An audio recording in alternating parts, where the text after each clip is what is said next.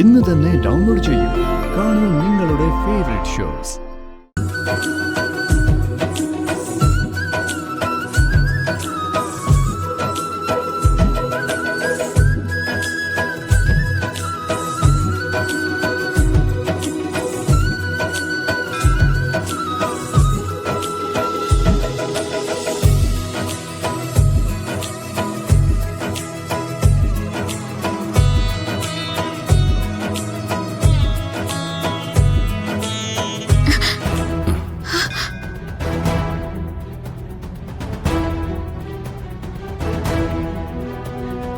മോനെ വിളക്കണഞ്ഞു പോയല്ലോ.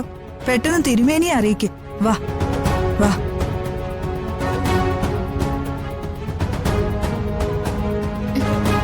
തിരുമേനി,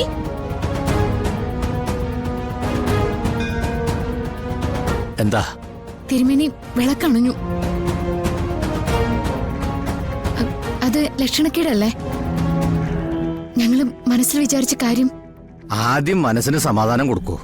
വിളക്ക് അണഞ്ഞു പോയതിന് ലക്ഷണങ്ങളുണ്ട്, പക്ഷെ അതിന് പരിഹാരങ്ങളും ഉണ്ട്. എന്താ പരിഹാരം എന്ന് വെച്ചാ തിരുമേനി ഇത് ചെയ്യണം. ആ, ചെയ്യാം. നിൽക്കുന്നത് ഭഗവാന്റെ നടയിലല്ലേ, എന്ത് കാര്യത്തിനും ഇവിടുന്ന് പരിഹാരം ഉണ്ടാവും.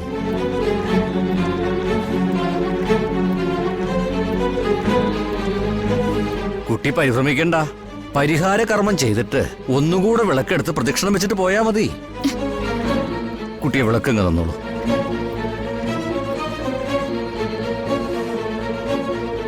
ഹരി, എനിക്ക് പേടിയാവുന്നു. എനിക്കെന്തെങ്കിലും ദോഷമുള്ളതുകൊണ്ടാണോ ഇങ്ങനെ സംഭവിച്ചേ?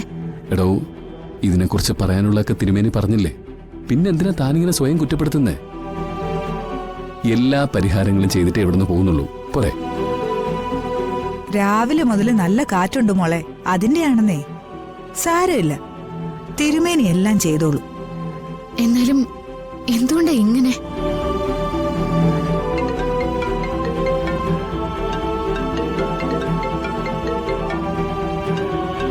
എടോ ഉത്തരയാ, ഞാനൊന്ന് സംസാരിക്കട്ടെ.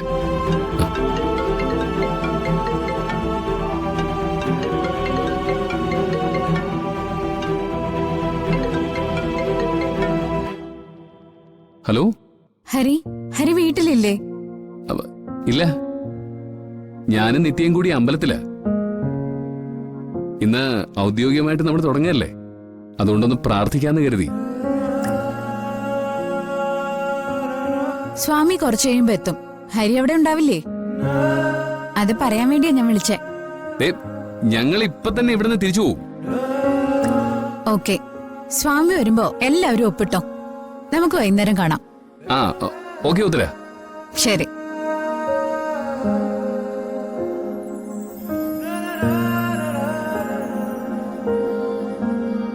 സ്വാമി കുറച്ചു കഴിഞ്ഞെത്തും, അക്കാര്യത്തിൽ ഒരു തടസ്സവുമില്ല. ഇനിയെങ്കിലും താൻ തന്നെ ടെൻഷൻ ഒന്ന് കള. ഇല്ല ഹരി, എനിക്കത് മനസ്സിൽ നിന്ന് എടുത്ത് കളയാൻ പറ്റുന്നില്ല.